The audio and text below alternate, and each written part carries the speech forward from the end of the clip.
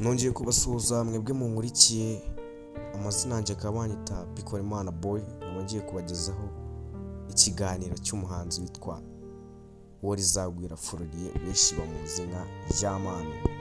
Ni umugabo wakoze ibintu byinshi muri muzika y'u Rwanda, yakunzwe n'abanyarwanda, yakunzwe n'abantu benshi, yadutayemo ibigoma bifite inyigisho, ariko ku ubu ngubu akaba ari muri gereza akekwaho icyaha. Ese ubundi Jamano yazize iki?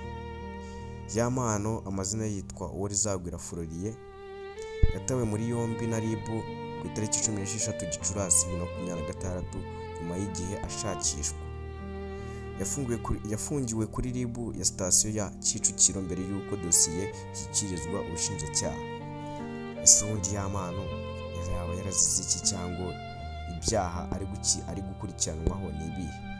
Jamano ibyaha ari gukurikiranwaho n'ibyaha bigirwa ku byaha bine, harimo gukubita no gukomeretsa ku bushake, gukoresha ibikangisho, gukoresha cyangwa kunywa ibiyobyabwenge harimo urumogi, kwangiza ikintu cy'undi.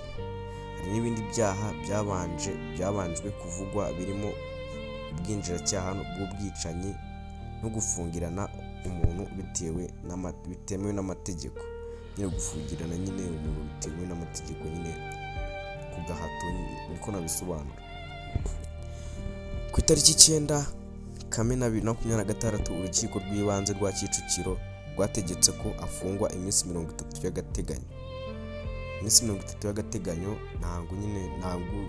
ntabwo ari iminsi uba ufunzwe, navuga ngo n'ubundi bigize iminsi izafungwa, n'ubundi wowe ufunzwe, ariko iyo minsi ntabwo ibarwa kuri ya yindi uzafungwa. Ahubwo uba ukiri gukurikiranwaho icyaha, ntabwo uba ufunze.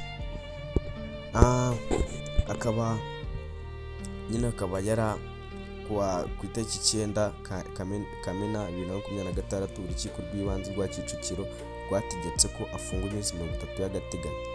Urukiko rwasanze hari impamvu zikomeye zituma akekwaho ibyaha bitatu: gukubita no gukomeretsa ku bushake, gukoresha urumogi, kwangiza ibintu by'undi.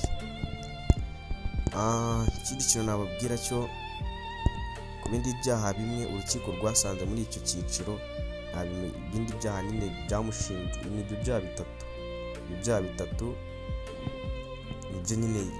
nibyo yashinjwaga, ibindi byo nta bimenyetso bafite. Ibyo byaha bitatu harimo gukubita no gukomeretsa ku bushake, gukoresha urumogi no kwangiza ikintu cy'undi. Ku bindi byaha bimwe urukiko rwasanze muri ibyo byiciro nta bimenyetso bihagije byari byatanzwe.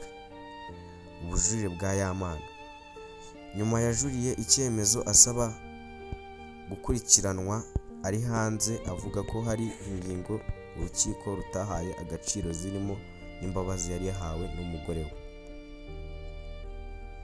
Akaba ari ayo navuga ngo Jamano abantu bari kuvuga ngo arafunze, ni sikamu, ntabwo arafungurwa, ntabwo arafungurwa. Icyo nicyo nashaka kubabwira, kandi ndabasaba gukora subscribe, mugatera comment, mugasharinga ino video ikagera ku bantu benshi.